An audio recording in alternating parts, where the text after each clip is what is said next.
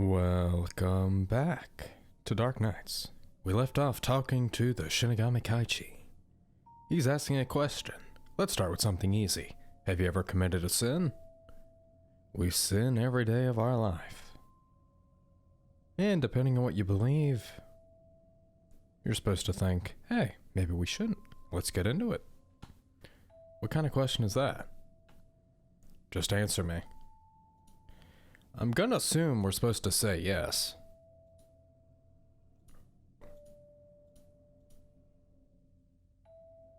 Okay. So honest. Well, next question. Have you been haunted so far? Yes. I almost feel bad for you. Final question. Would you ever lie to the Grim Reaper's face in order to live?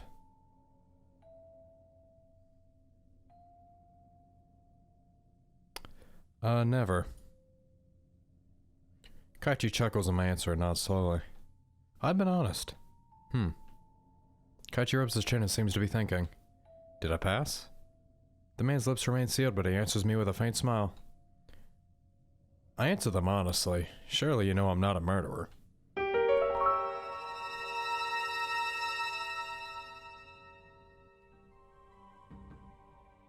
It seems I chose a good time to visit. You can thank me later.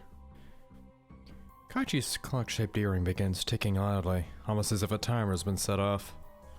Before my eyes, it transforms into a large tree branch, fashioned from steel and ends. At the end, it forms into a blade of a scythe. Wait, you can't. Why?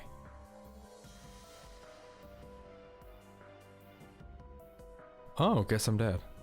I wish you luck in your next life, Miyako. My legs move on their own, forcing me to run to the door. But before I can escape, two strong arms wrap themselves around my waist. My head jerks upwards, causing our eyes to meet as he leans closer to me and whispers, Where are you going, little hare? I love to play, but work comes first. Help. The man's hand muffles my screams while branches appear out of nowhere and entangle me. Before you go, let me leave you a fun fact. Even if you'd walked a different path from the very beginning, you'd have died in another horrific way. Your survival is a gamble in itself. In any case, I do hope the curse ends with this generation. Good night, little hare. In what ways would I die? This is already beyond my wildest nightmares. I understand why the crime investigators are having so many problems. With a supernatural creature as its perpetrator, no one could ever find the truth. Something cold slides across my neck, and warm blood flows down my skin, soaking into my clothes. Satoru, I'm sorry. Death End 5. I should have lied. Well. Oh, interesting, yeah. Well, next question. Have you ever been haunted? No. I see. Would you ever lie to the Grim Reaper? I ain't answering any more of your questions. That isn't supposed to be a choice. When I feel a weight lift off me, I build up the nerve to face Kaichi. Did I pass? Were you trying to fool me? You must be quite brave to stare death in the face and lie so boldly. In an instant, the man is in front of me. He leans in so close I can feel his breath on my face. I jolt when he reaches out to touch me. Calm down. I wasn't going to do anything. On the contrary, I think I like you now. For now, I'll let you live. Although, I'll gladly end your suffering if that's what you want. No, thanks. Kaichi chuckles at my reaction and pulls back. His presence still makes me feel uneasy. Can you tell me why you think I'm involved in the murders? I figured you might have been the knife, if not the killer. That doesn't make any sense. Anyway, can you leave already? I want to make a request first. One of my conditions for letting you live is that you need to help me. Why would a Shinigami need a human's help? Honestly, I'm not very good at tracking down my targets, and you know the village better than I do. I'm searching for someone who's gone missing. He couldn't have gotten very far from the village. Do you have a photo or description? I don't carry pictures of my targets. Well, he's a bloodthirsty tyrant. He dismembers his victims using 2 katana, and he's quite antisocial to boot. The last time I saw him, he was on death row. I believe he's escaped and is hiding somewhere in this area. He's asking me to track down a serial killer? You do realize by the time I find him, I'll probably be dead, right? Heh, don't worry, you're not his type. You're gonna kill this guy, right? Kaichi smirks and holds a finger up to his lips.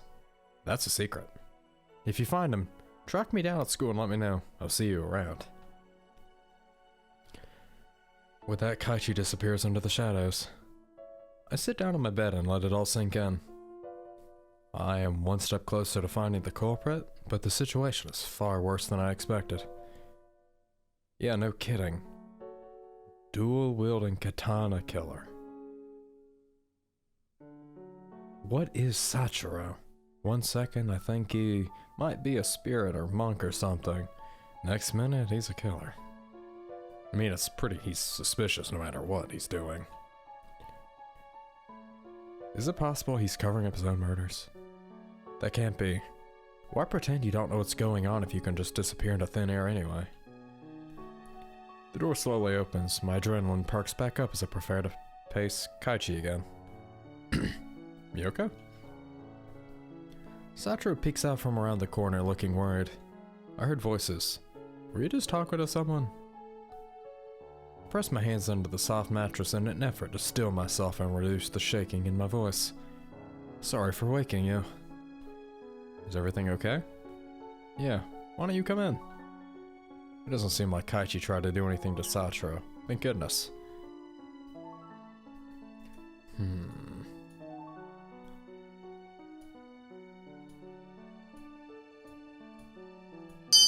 Well, believe it or not, there's a Shinigami living in the village. I don't know what he's up to, but I think he might be related to the murder cases. I knew I wasn't just saying things. So there are supernatural creatures living here. Things are more dangerous than I first realized. I don't want to suspect the new residents, but I can't imagine anyone who's lived here their whole life doing something so atrocious either. I've been so preoccupied that I didn't notice how you were feeling. You don't need to apologize for anything, but thank you for worrying about me. This village must be very important to you. If listening to you helps, I'll always leave my ears open. This concern makes my heart ache. I frown at the thought of dragging this innocent into this mess ahead of me, but I'm glad to have spoken with him. I highly doubt he is innocent. You should worry more about yourself right now, though. You are a prime suspect in the crimes. I said that out loud. I guess you're right. We should get more sleep. Good night, Sachiro. Yes, good night, Miyoko. A few days later. No police have passed through my neighborhood over the past few days, but Sachiro's been staying inside. After he found my history textbooks, he quickly became preoccupied with them. I thought they might be too difficult for him to read, but he seems to be managing well enough. Meanwhile, I've been keeping an eye on the news. There doesn't seem to be any new information. There's not even any arrest warrants for Sachiro despite him supposedly being a suspect. For a change of pace, I plan on visiting one of my friends today. It's been a long time since I last visited Akuya or Ryoji. Who should I call? Maybe this will... Why'd I just load? Let's skip back there. Okay. Saving time. Alright, there doesn't seem to be a good choice, so... let's go Ryoji, cause he's the cops, or police chief's kid. Shinin residence, how may I help you? I want to order 5 dumplings, 1 beef steak and 10 onigiri, please. Oh, Miyoko. What kind of weird combination of foods is that? Oh, give me a break. You're the one whose phone greeting always sounds like a takeout restaurant. Ha. Ha. Ha. Very funny. Who called us? Oh, it's just Miyoko. Tell her to come over, I just made a whole pot of dumplings. Was that your dad? I didn't know he cooks. Well, you heard him yourself. I peer off to the side and noticed Sachura staring at me with curious eyes. I'm just talking to my friend. Are you with someone? Why don't you bring them too? I don't think Dad was really paying attention to the kitchen, so we have a lot more dumplings that we can eat by ourselves. You sure? Of course, just come. When in the call, Sachura tugs at my sleeve. Is it really okay for me to go with you? My friend would be happy to have you there. The boy smiles brightly before heading towards the stairs. But I thought you preferred to stay in during the day. Well, I don't want to miss this opportunity. Just don't push yourself, okay? I'll be alright, I know my limits. Well, if Ryuji's dad made a lot of food, I guess I don't need to bring anything with me. I have a feeling that depending on our choice, we'd get a slightly different outcome of where we go. From the corner of my eye, I noticed two small shadows creep down an alley. My curiosity is piqued, but Sachura grabs my hand before I can investigate. You said we were supposed to go this way, right? Oh, right. How are those shadows appearing in broad daylight? Those silhouettes don't look like any animals I know. Which way should we go? I think it's to the right. Sorry, I wasn't paying attention. When we reach the Shinin residence, the aroma of spices clears my head. Hey, great timing. Is this your friend? What's his name? I'm Sachura. Nice to meet you. Likewise, my name is Ryuji. Wow. The police chief. The three of us seat ourselves in the living room. Not long after, Ryuji's dad walks into the room. Well, it's been a while, Miyoko. I hope you've been doing okay. Hey, Mr. Shinin, I have. Thanks for asking. The man puts down a large plate of dumplings before exchanging greetings with Sachura. I did my best on the shapes, but I don't know what you liked. Ryuji made the larger ones himself. They taste better than they look. I grab a dumpling from the top of the pile, and Sachura follows my example. When I bite down, the savory filling melts in my mouth. Isn't this recipe normally used for offerings at temples? Yeah, in our case, at least. We sometimes offer them at the temple in memory of my mom. But this recipe is just something shared between Miyoko's family and mine. How could you tell? It smells familiar, I guess. By the way, Mr. Shinin, how are the investigations going? Mr. Shinin's brow furrows slightly. Slowly, we have a few teams working on the case, but we still haven't found the culprit. I've gone through the list of all the recent residents, but none of them are suspicious. I mean, someone around here has to be the cause of this, but it's as if we're chasing a ghost. Speaking of new residents, didn't you tell me about Sachura once, Miyoko? Did I? You mean that boy? Now that you mention it, I've never seen him around before. Well, truth be told, I lost most of my memories. I've forgotten about my family, and nobody else recognizes me either. This reminds me of a case from a decade ago. One day a child wandered into the village, but he didn't seem to have any family whatsoever. He was later adopted by a local family. Thankfully, it was a sad story with a happy ending. And that's Karada. Say, Sachura, if you remember anything about your relatives, tell me and I'll see what I can do to help you find them. Tears begin to whelp in his eyes. Embarrassed, he rubs them away. I'm a bit overwhelmed by your kindness. Before I met Miyoko, I thought I had no place to go. But now I don't know what to say. I gently pat Sachura on the back and give him a smile. There, you'll be fine. Maybe. If you need somewhere to stay, you're always welcome to come here. Don't worry, he's staying with me right now. Let us know if you need help. Do you like the dumplings? Let me pack some for you to take home. Thank you, Mr. Shinin. Our conversation shifts from the good old times to recent murders. We've assigned a patrol to Hayaki neighborhood, if you haven't already noticed. Well, we did have an incident with Chain recently. He tried to arrest Sachura. I'm sorry, that man never listens to his orders. He must have realized Sachura wasn't registered as a resident before we did. I'll do what I can to make sure he leaves you two alone from now on. Dad, has the police force considered asking priests to help with the investigation yet? About that, I actually think that's a good idea too. You might not believe me, but I was almost killed by someone who claimed to be a Shinigami. Satra nods to support the idea. It happened recently and I still don't understand it. I promise we're gonna tighten the security in the village. I can't guarantee involving priest will improve the situation, but anything is worth a try at this point. How'd you even get out alive? I managed to convince him to let me live somehow. I was just lucky, I guess. Would Kaichi kill me if I let anyone else in on this mission for the bloodthirsty tyrant? Satoru doesn't say anything, but he seems to also feel guilty that he could not help me while this was happening. It's not like he could have done anything anyway. I'm only glad he wasn't put in danger too. Before the sun sets, Satoru and I head home. He seemed to have enjoyed visiting my friend, but now something seems to be on his mind. Is something troubling you? No. It's just that some pieces of memory suddenly came back. Every piece is important, tell me.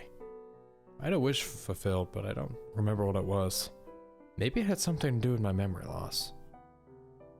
I can't believe I wish to forget everything. What awful thing could have happened in the past? What if you sacrificed your memories to make your wish come true? Maybe. When we turn the bend, Kaichi is next to us, walking down a perpendicular road. He smirks at me, but then his gaze shifts to Satoru. When will your time be up? The word only confuses Satoru. The blonde boy chuckles before leaving. My time, wait. That's right, I don't have much time left. But when? When is the deadline? By when do I need to remember?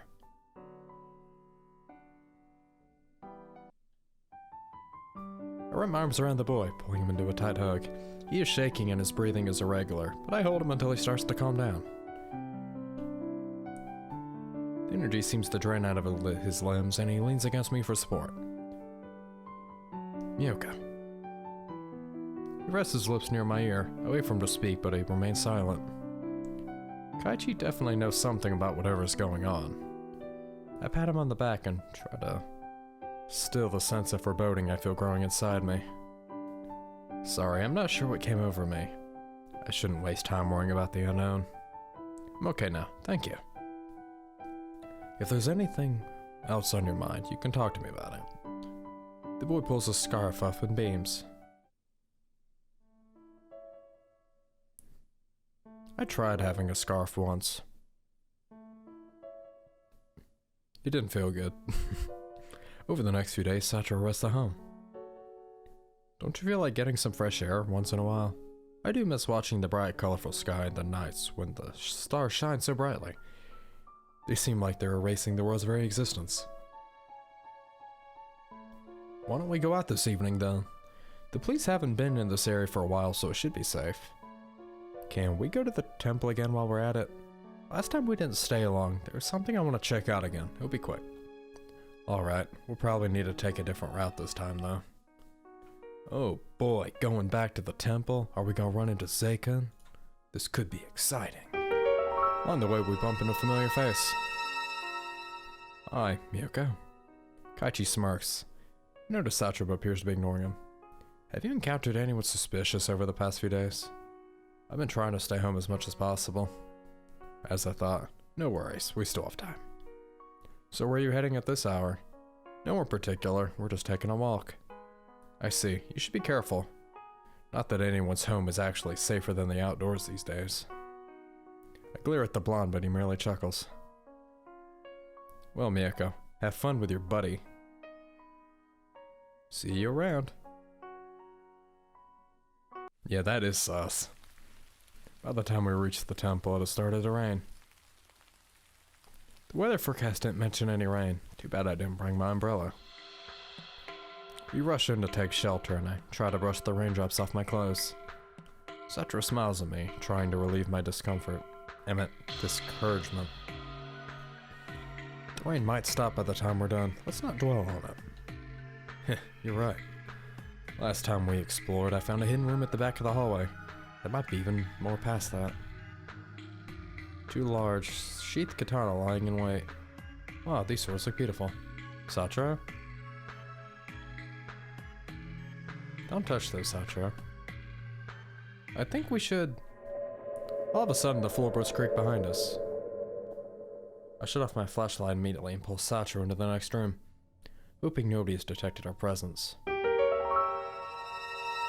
My heart beats rapidly when I see a shadow walk in front of the paper-thin doors. In the following silence, I cannot even hear the sound of breathing.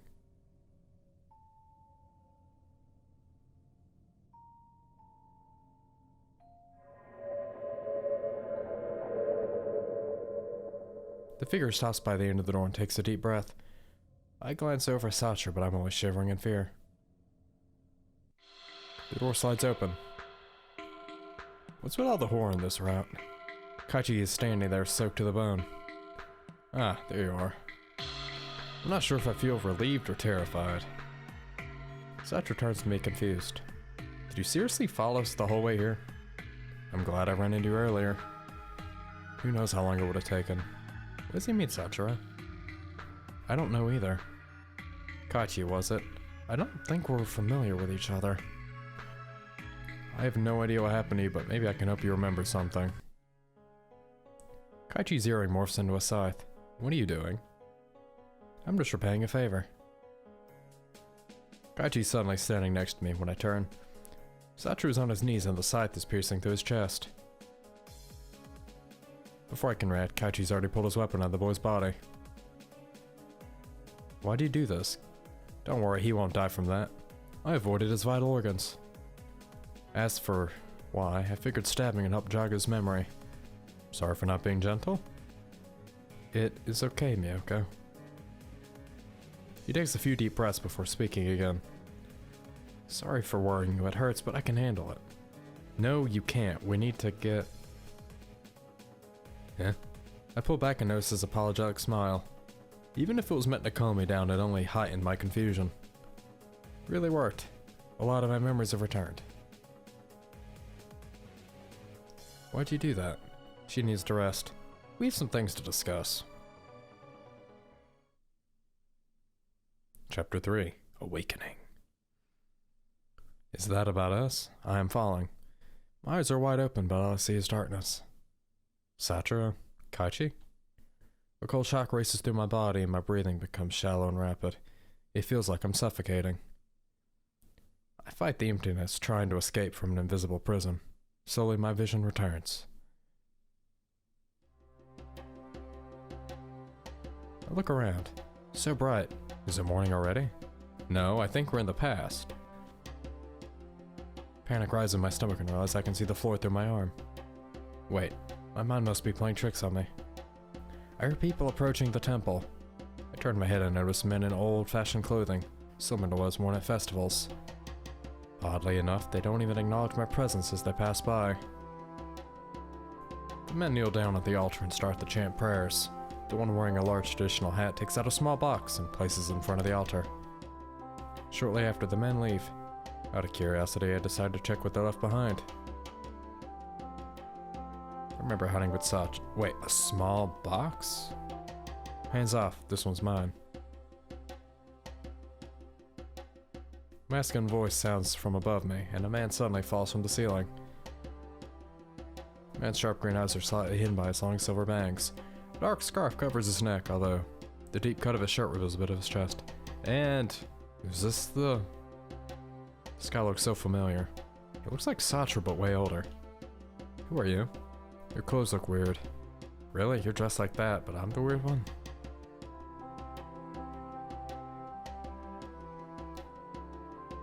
What are you doing in my home? Since when did anyone live here? What a dumb question. I'm the temple guardian, and it all comes together. So who's the sword-wielding maniac? The temple guardian? You can't be serious.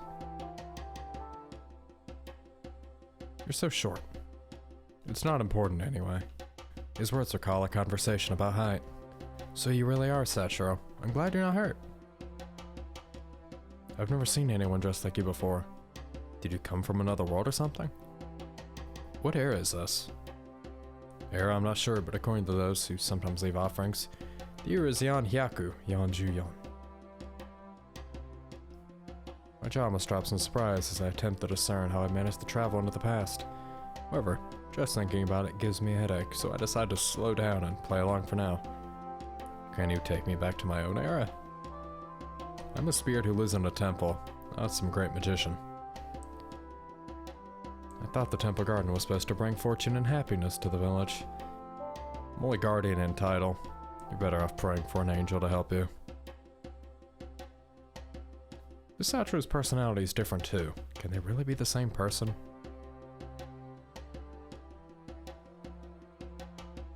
Master Satra, don't be rude. This maiden only needs a little favor. Hey, the marshmallow spirits! Well, it looks like you don't have anything on you. No money, no help. Does that mean you actually can't help? This must be Satra's original personality, since he doesn't remember him.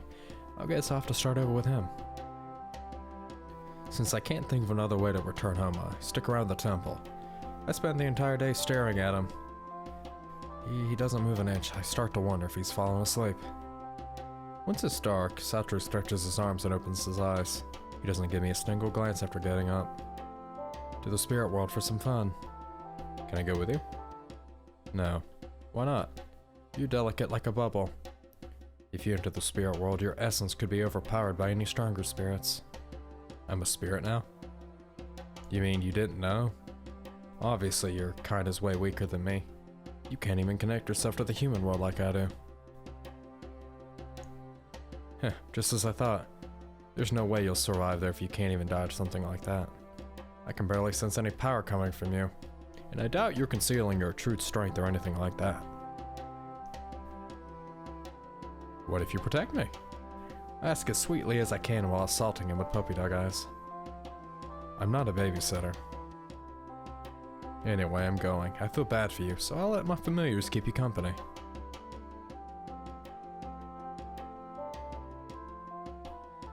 Going with you. You're suffocating me, you heavy bubble. Before I know it, we are standing on a grassy field.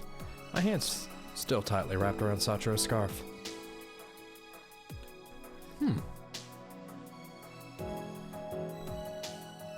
Where are we? Like I said, the spirit world.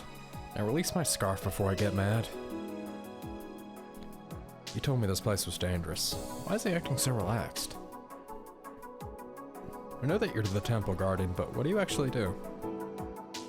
Guard the temple, obviously. The villagers built a place for me to stay and bring offerings. In exchange, I keep evil spirits away so there's no disasters. You sound like a good guy. There's no reason for you to stop helping the village, right? What do you mean? You don't have other duties, do you? Not really. I do what I feel like. Aside from that, well, I have a dream just like everyone else. Before I became the guardian, I wandered around aimlessly. When I found this village, I thought it'd be a decent place to kill some time. Last thing I want to do is be bored. What's your dream? Being contented.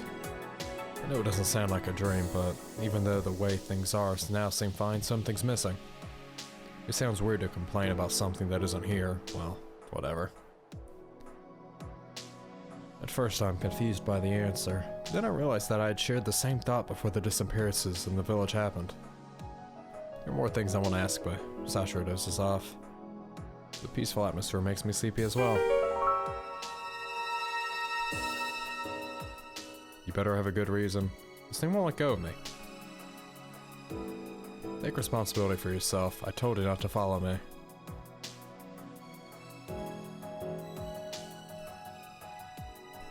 Are we able to pull this thing off? I grab the creature off by one of its appendages and pull on it with all my strength, but it's stronger than I expect. Hey, you shouldn't do that. It'll drain even more of your power. Celestia unsheaths one of his katana. You're so weak that you can't even defeat a spirit drainer. Sad as hell. Next time I'll just let you be. How was I supposed to deal with that thing? Strange noises come from every direction. I notice curious eyes watching us from a distance. Satra rubs his face with one hand before letting out a heavy sigh and shoving me behind him with the hilt of his katana. Maybe it wasn't a bad idea to bring you along after all. They must think we're an easy meal. The man's lips form a devilish smile as he draws both of his katana. His aura changes to one of sheer thrill and excitement. Despite the killing intent radiating from Satra, The spirits, some humanoid while there are more beast-like, slightly transparent approaches unafraid.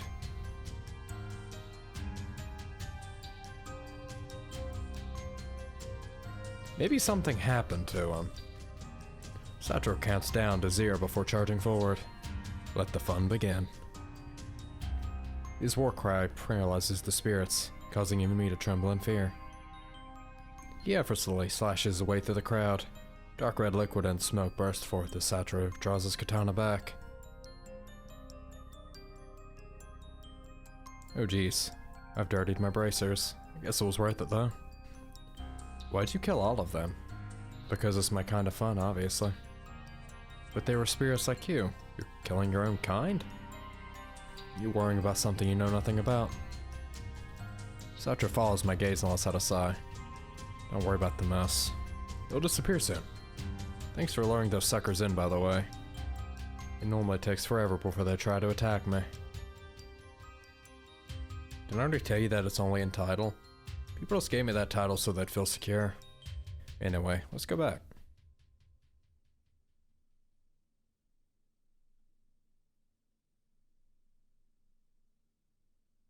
It doesn't take long before we find ourselves back at the temple. I want to continue our conversation, but he goes to rest. The next day I wake up with an awful headache. Peering around, I realize I'm still at the temple. The two puppet spirits pop up in front of me. Good morning. Calm down, man. We are Master Sachiro's helpers. Where's your master right now? He's out at the moment, but there's no need to worry. We're here if you need help with anything. What kind of offering do you think it would take for him to grant my wish? The spirits trade hesitant glances. Well, keep this a secret, but Master doesn't grant wishes. He takes everyone's gift, but he doesn't give them anything in return. What a good-for-nothing guardian. Hey, who's a good-for-nothing? Yeah. Startled, I back away from him. What do you know? Even though spirits are more helpful than you. There's more to being a guardian than just answering prayers and fulfilling wishes. Rumor says an angel lives somewhere nearby and they'll grant anyone a wish for an equal exchange. It's sad the exchange isn't worth it. You lose as much as you gain. Boring. I came to the village to explore the rumors, but I ended up at this temple. What do you wish for? I wonder what it's like to live in the village as human. You have incredible powers and can enter a whole other world that no human can. I don't understand why you'd want to leave those things behind. Every day I listen to the people's prayers, hear about their drama and troubles, and watch them interact with each other's. Their lives look fun. Occasionally I'll even explore the village and watch things play out there. It's not that special. What makes you say that? It might be hard to believe now that I'm like this, but I grew up in the village. Really? Tell me what it's like then. There's nothing I can add to what you saw and experienced for yourself. Living there in place is really boring. The spirit world is way more exciting, judging from what I've seen so far. You must be kidding. A spirit's life consists of battles and sleep. It might seem exciting to you, but it becomes tiring when you do the same things day in and day out. Don't you have any friends? What are those? The definition of friend is different for everyone, but to me it's someone I can always depend on. I suppose I used to know someone like that, but we went our separate ways a long time ago. I think his name was Cake Nose Kaichi. Right, that's his name. I tensed at the name, but I tried to hide it. Kaichi was your friend? Do you know him? Yeah, I knew him. He tried to kill. I stopped mid-sentence, and last thing I remember from my human life was watching Kaichi pierce Sachiro with a scythe. The memories are fuzzy now, but I can still a few remember things we used to talk about. I think he turned into a Shinigami the last time we met. Why'd he stop hanging out? I don't remember. Must be lonely having no one else to talk to. I don't really need company. If that's true, why do you want to become a human? Out of curiosity, I guess.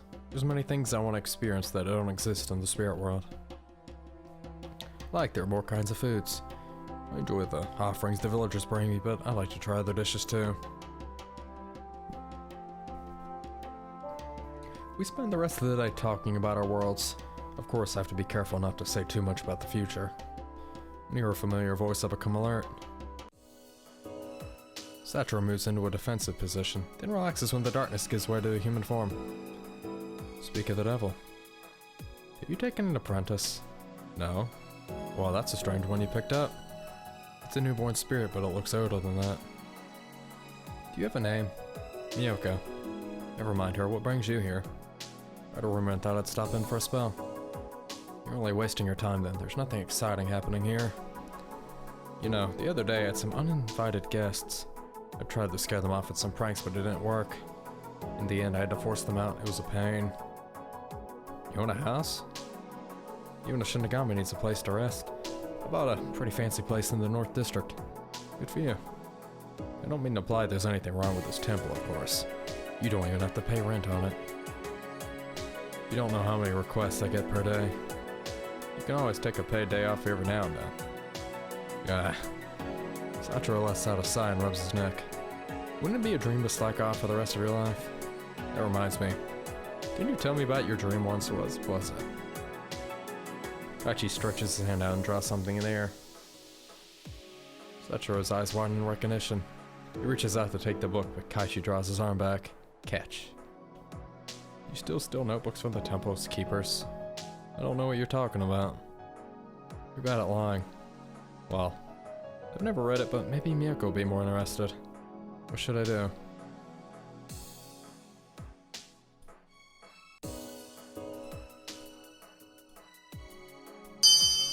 You shouldn't steal from people. I don't know how you did it, but don't steal from the temple's archives. I know, it was just a joke. Oh, this one must be your diary. Kaichi conjures another notebook out of nothing. You don't want it back? Well, your friend might be interested. Are you sure that Kaichi smiles mischievously, pushes the notebook into my hands. Oh my, so pretty. And I think we'll leave things off here. Oh. So it appears that Kaichi, Corrado, they all kinda know each other. Except, I don't think Corrado knows Jonaru. But aside from that, I think they've all met each other at some point. It's pretty neat. Hope you've enjoyed today's video. If you did, don't forget the like button. Comment, subscribe if you want. I will see you in the next one. As always, goodbye.